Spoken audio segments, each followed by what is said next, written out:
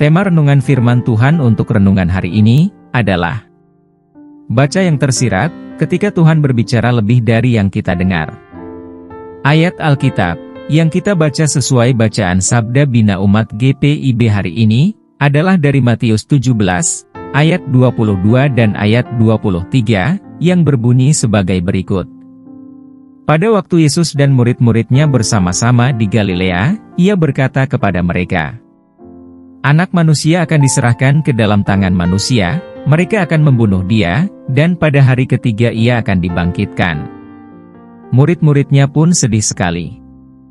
Demikian pembacaan Alkitab, haleluya.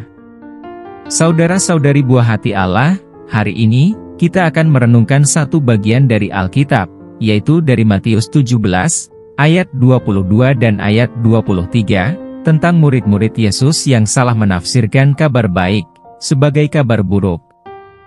Ibarat seorang anak kecil yang menemukan hadiah ulang tahunnya di lemari sebelum hari perayaannya.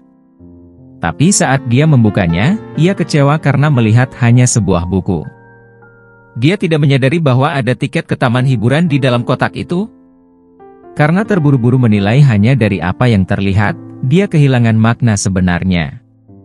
Inilah yang terjadi dengan murid-murid Yesus.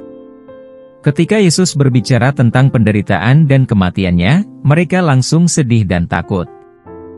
Mereka hanya mendengar bagian kematian, bukan kebangkitan yang dijanjikan. Demikian juga dengan banyak orang saat ini, mereka membaca firman Tuhan, tetapi hanya menangkap bagian yang tampaknya negatif, bukan rencana besar di baliknya. Apa inti dari firman Tuhan hari ini? Pertama, Tuhan selalu berbicara lebih dalam dari yang kita dengar. Sepanjang sejarah kekristenan, musuh-musuh Yesus seringkali salah menafsirkan ajarannya, karena mereka hanya melihat secara harfiah, tanpa memahami maksud rohaninya. Mereka sengaja melihat yang tersurat, tanpa mau memahami apa yang tersirat. Contohnya, orang Farisi berpikir Yesus melanggar hukum, ketika dia menyembuhkan pada hari Sabat. Mereka tidak melihat maksud kasih dan belas kasihan yang lebih dalam, dan merupakan hukum yang lebih tinggi dibandingkan hukum Taurat. Banyak orang Yahudi menolak Yesus karena mereka mengharapkan Mesias yang akan datang sebagai raja politik, bukan juru selamat yang harus menderita. Murid-muridnya sendiri seringkali bingung dengan perkataan Yesus karena mereka hanya mendengar dengan logika manusia, bukan dengan iman. Kita juga sering melakukan kesalahan yang sama. Ketika Tuhan berbicara melalui firman-Nya, kita seringkali hanya fokus pada kesulitan dan hukuman, tanpa menangkap janji kemenangan di baliknya. Kedua, saat kita hanya melihat kematian, Tuhan melihat kebangkitan. Ketika Yesus mengumumkan kematiannya, murid-murid menjadi sangat sedih.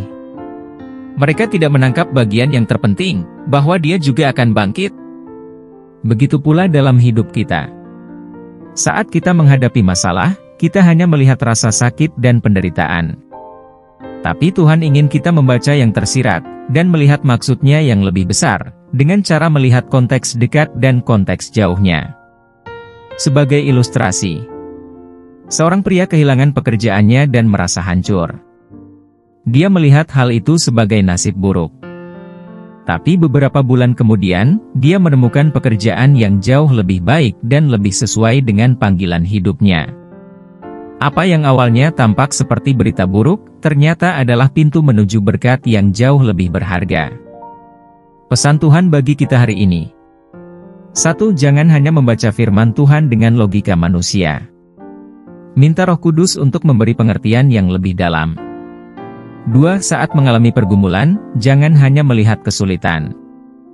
Cari maksud Tuhan di balik semuanya. 3. Percayalah bahwa di balik penderitaan ada kemuliaan. Tuhan tidak pernah berbicara hanya untuk menakuti kita, tetapi untuk membawa kita kepada kemenangan. Lalu bagaimana cara merespon suara Tuhan dengan benar? Yesus berbicara dalam banyak perumpamaan, dan mereka yang memiliki hati yang peka dapat menangkap maknanya. Kita juga perlu belajar membaca yang tersirat dalam firman Tuhan.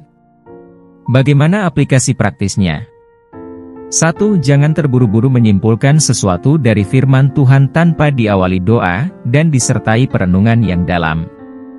Tuhan sering berbicara dalam cara yang lebih dalam daripada yang terlihat di permukaan. 2. Ketika mengalami masalah, tanyakan kepada Tuhan, apa yang ingin Engkau ajarkan kepadaku melalui ini?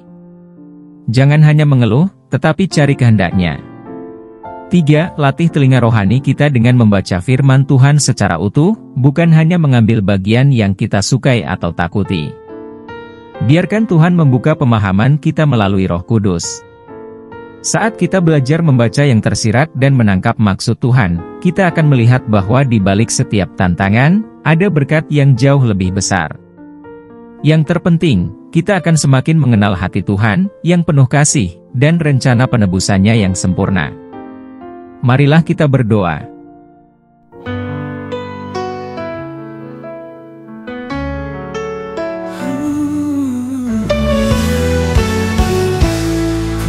Akan gelap selamanya, tak kulihat rencanamu. Firman-Mu terasa jauh, hatiku ragu, tak mengerti.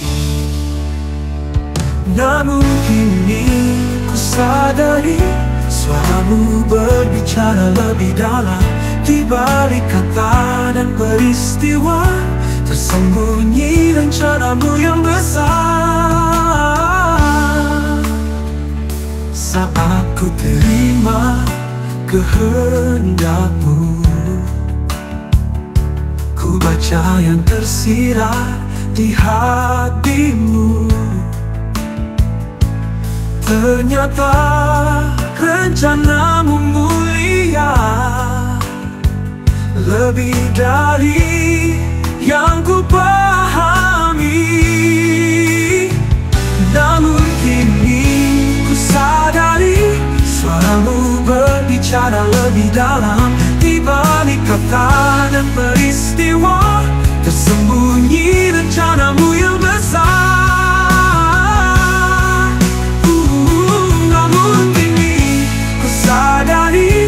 Suara-Mu berbicara lebih dalam. Di balik kata dan peristiwa, tersembunyi rencana-Mu yang besar.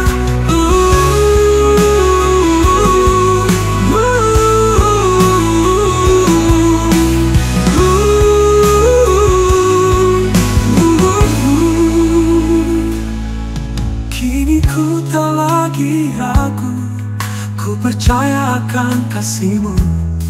Walau ku tak lihat jalan-jalan-Mu, firman-Mu tetap pegang tanganku. Namun kini ku sadari, suara-Mu berbicara lebih dalam. Di balik kata dan peristiwa, tersembunyi rencana-Mu yang besar.